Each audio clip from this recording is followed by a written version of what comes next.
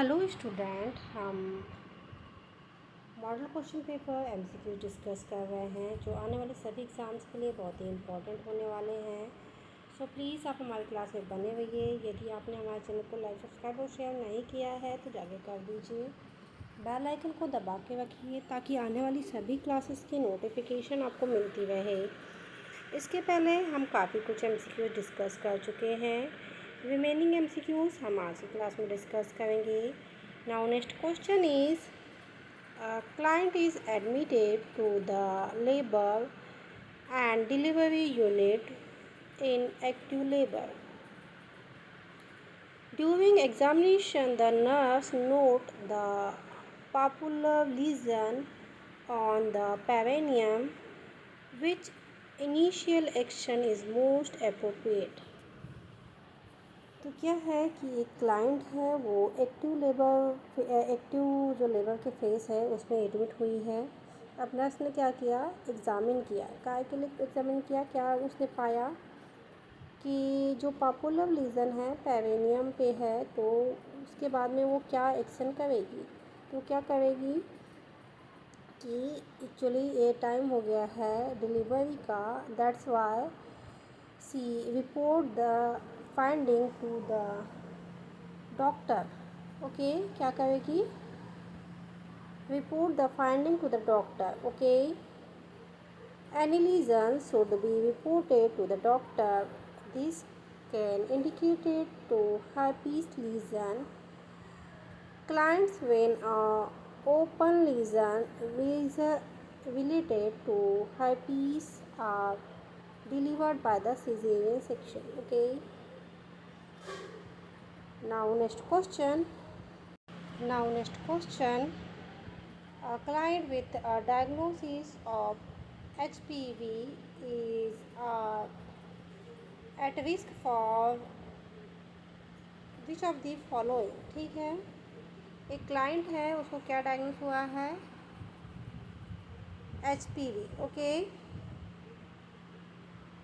तो उसको और किस चीज़ का रिस्क रहेगा? तो वो उसको किस चीज़ का रिस्क रहेगा? सर्वाइकल कैंसर का। ठीक है, the client with the HPV is at higher risk of cervical and vaginal cancer related to STI. Okay, now next question.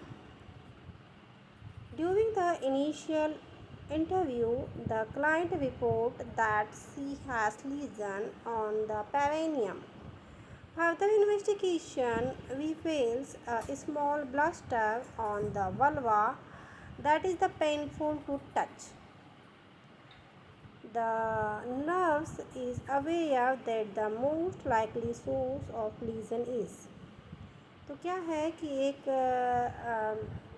Client है, वो क्या रिपोर्ट कर रही है कि क्या दिखाई दे रहे हैं उसको? पेरिनियम में लीजन दिखाई दे रहे हैं, और क्या है? ब्लस्टर, स्मॉल ब्लस्टर दिखाई दे रहे हैं, और बहुत ज़्यादा पेनफुल हो रहा है, टच करने से बहुत ज़्यादा पेन हो रहा है। तो ये मोस्ट लाइकली ये लीजन किस टाइप के सोर्स होंगे? तो वो होंगे काय के? herpes के। Okay, a lesion that is painful is most likely to have herpetic lesion. Okay, concern lesion associated with the syphilis is not painful. Okay, syphilis के जो lesions होते हैं वो painful नहीं होते, लेकिन herpes की जो क्या होते हैं, बहुत ज़्यादा painful होते हैं। Okay, now next question. A client visit a family planning clinic is suspected to have an STI. The best diagnosis test for the trypanosoma pallidum is. तो क्या होगा? डायग्नोसिस क्या करेंगे? तो क्या करेंगे? Fluorescent treponemal antibody. Okay, FTA।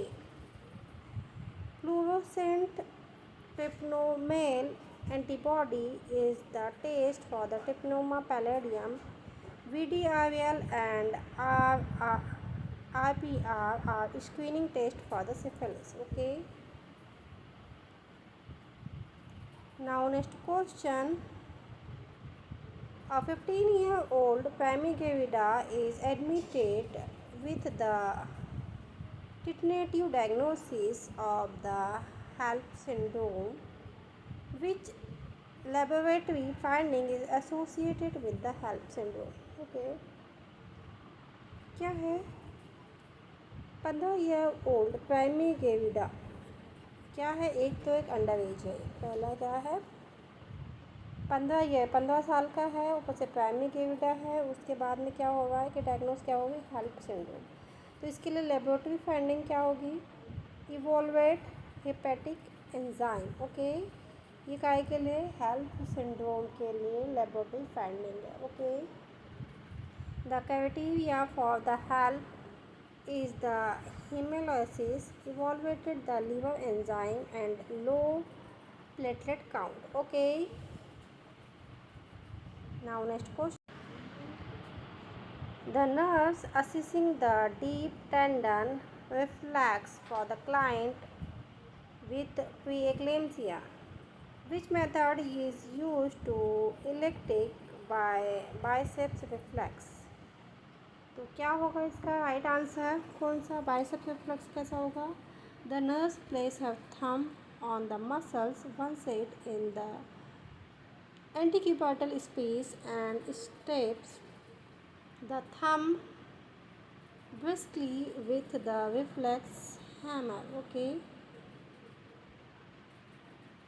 now next question.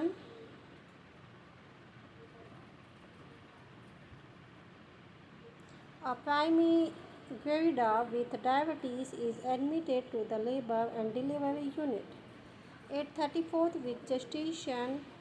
Which doctor's order should the nurse question? Now right answer is Vatin 10 MCQ IV. Okay, Vatin is used to corticosteroids because the variety of blood glucose level. Okay, now next question. A diabetic multigravida is the scheduled for the amniocentesis at 30 week of the gestation. Okay, to determine the LS ratio and phospholipid glycerol level, the LS ratio is 1.1 and the presence of phosphatoglycerol is noted. The nurse assessment is this data is. तो क्या nurse assess करेगी? इसमें क्या है? 32 week की gestation है, plus मल्टीग्रेविडा है, plus क्या है? डायबिटिक है। तो क्या फाइंडिंग करना है? The infant is at high risk for the respiratory distress syndrome. Okay, क्या फाइंडिंग निकलेगी कि जो इन्फेंट है वो क्या है? हाई रिस्क है। किसके लिए? रेस्पिरेटरी डिस्ट्रेस सिंड्रोम से। अब देख लेते हैं यहाँ पे थोड़ा सा rational. When the LS ratio which is 2:1, the lungs is considered to be the mature. Infant will the most likely be small for the gestation age and will not be at risk for the birth trauma. Okay, that's why option D is incorrect. Now next question.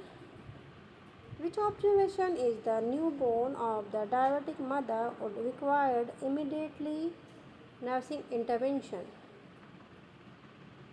तो क्या intervention करेंगे? तो वो क्या करेगी? Jitteriness. Okay, jitteriness is the sign of seizure in the neonate. Crying, wakefulness, okay, या waking expected in the newborn. Jitteriness किसको बोलते हैं? सीजर इन न्यूनेट को कहा जाता है. Now next question. The nurse crying for the client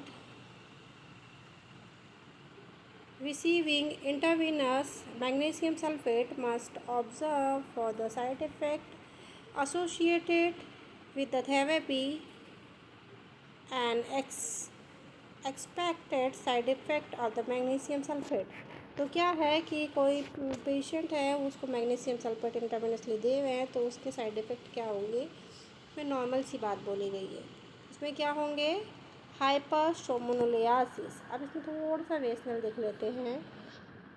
the client is expected become the sleepy heavy not of fleshy be dressing, urinary output, absence, knee joint reflex, okay, and decrease response indicated toxicity. So student, ये थे बहुत ही important MCQ जो हमने आज की class में discuss किए। I hope आने वाली सभी एग्जाम्स के लिए एमसीक्यूज इंपॉर्टेंट होने वाले हैं। सो प्लीज़ आप हमारी क्लास में बने रहिए। यदि आपने हमारे चैनल को लाइक सब्सक्राइब और शेयर नहीं किया है तो जाकर कर दीजिए। बेल आइकन को दबा के रखिए ताकि आने वाली सभी क्लासेस की नोटिफिकेशन आपको मिलती है। Thank you for watching.